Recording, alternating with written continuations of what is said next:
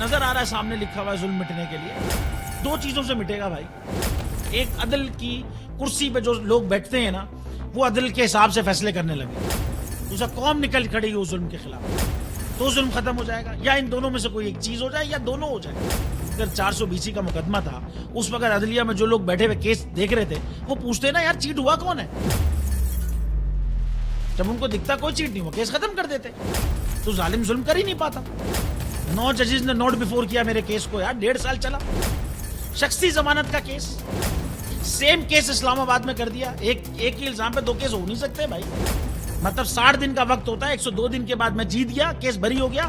102 دن کے بعد appeal file کی ایکسپٹ کر لی. نہیں کرتے نا ایکسپٹ ختم ہو جاتا نا ظلم یار. بھری عدالت میں مجھے بری کر دیا. پھر پتہ نہیں کیا ہوا 2.5 گھنٹے بعد کا نوٹ بیفور. میں نہیں سنتا یہ کیس. کھڑے رہتے اپنے فیصلے پہ. مٹ جاتا ظلم. اللہ تعالیٰ نے بٹھایا ان کرسیوں پہ ان کو یار. یہ اللہ تعالیٰ کی طرف سے فیصلے کرنے ہیں. تو یا تو یہ فیصلے آئیں گے ظلم مٹ جائے گا یا قوم کھڑی ہو جائے گی ظلم کے خلاف.